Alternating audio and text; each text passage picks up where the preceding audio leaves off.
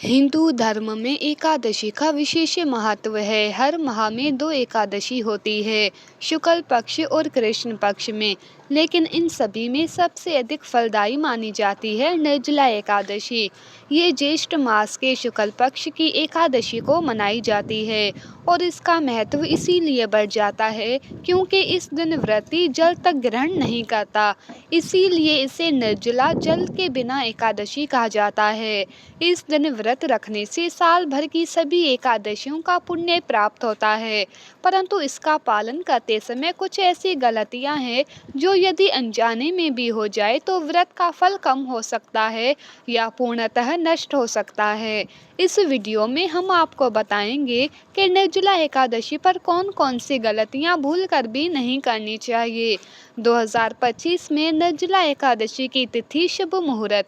भक्तों पंचांग के अनुसार 6 जून को रात 2:15 पर एकादशी तिथि शुरू हो जाएगी। ये तिथि अगले दिन यानी 7 जून को सुबह 4:47 पर समाप्त होगी। इसीलिए निर्जला एकादशी का व्रत 6 जून को रखा जाएगा और एकादशी व्रत का पारण हमेशा द्वादशी तिथि में किया जाता है। इसीलिए निर्जला एकादशी व्रत का पारण 7 जून को होगा। चलिए भक्तों, अब जान लेते हैं कि निर्जला एकादशी के दिन भूलकर भी किन कार्यों को नहीं करना चाहिए। नंबर 1, निर्जला एकादशी व्रत बहुत कठोर होता है। इसमें जल तक नहीं पिया जाता। ऐसे में व्रत से एक दिन पहले ही खुद को मानसिक व शारीरिक रूप से तैयार करना जरूरी होता है। अचानक व्रत रखने का निर्णय ना लें। पूर्व रात को भारी भोजन ना करें। ये शरीर को निर्जल उपवास के लिए तैयार नहीं करेगा। व्रत से पहले तैलीय और मसालेदार भोजन ना लें। मानसिक रूप से शांत और संयमित रहें।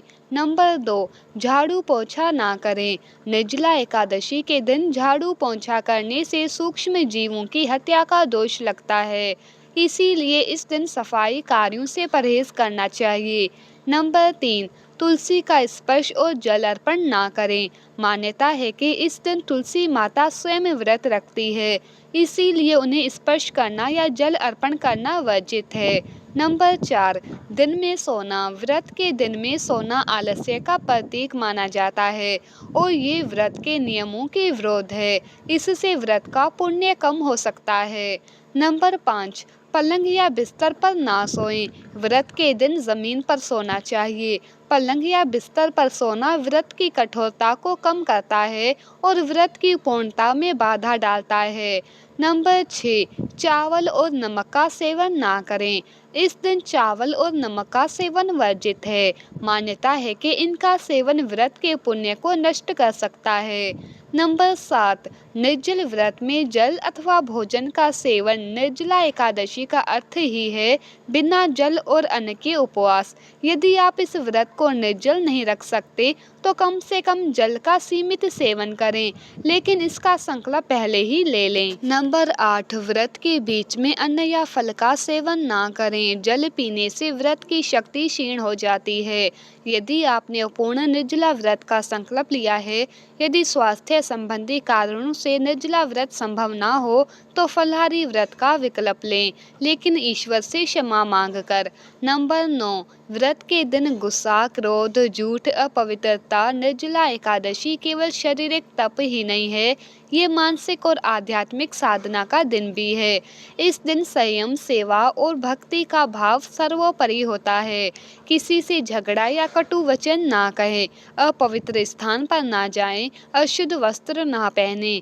व्रत के दिन शांति और संयम बनाए रखें। स्वच्छ वस्त्र पहने और सात्विक वातावरण बनाए रखें।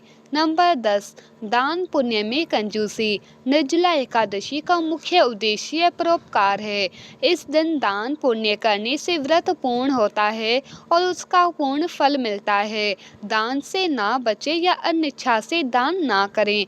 अपात्र व्यक्ति को दान ना करें। जल, अन्न, वस्त्र, छाता, पंखा, गमछा, शरबत आदि का दान करें। योग्य ब्राह्मण, साधु, संत या गरीबों को भोजन कराएं। नंबर 11, 12 रात्रि जागरण को नज़रअंदाज ना करें। निर्जला एकादशी की रात्रि में जागरण का विशेष महत्व है। ये व्रत को पूर्णता देता है। पूरी रात सो जाना व्रत की पुण्यता को कम करता है। रात्रि में भजन कीर्तन करें, रामायण या गीता का पाठ करें। नंबर 12 व्रत का दिखावा करना। व्रत ईश्वर की भक्ति और आत्म संयम का प्रतीक है। इसे दिखावे का माध्यम ना बनाएं। सोशल मीडिया पर पोस्ट कर व्रत का प्रचार ना करें। दूसरों को नीचा दिखाने के लिए व्रत का उपयोग ना करें। शांति पूर्वक और श्रद्धा से व्रत का पालन करें। नंबर 13 व्रत तोड़ने में लापरवाही। व्रत समाप्त होने के बाद पारण का विशेष नियम होता है। इसका समय और विधि का ध्यान रखना आवश्यक है। पारण का समय चूक जाना या भूल जाना व्रत को अधूरा कर सकता है। द्वादशी तिथि में पारण करें। जल, फल या पंचामृत से व्रत खोलें और उसके बाद अन्न ग्रहण करें। नंबर 14 शरीर की उपेक्षा करना। कई लोग व्रत के नाम पर शरीर को कष्ट देने की हद तक चले जाते हैं, जो कि उचित नहीं है। बीमार शरीर को जबरदस्ती निर्जला व्रत में ना झोंके। यदि अस्वस्थ हैं तो डॉक्टर्स की सलाह से फलाहार या जल का व्रत रखें। भगवान से क्षमा प्रार्थना कर व्रत करें।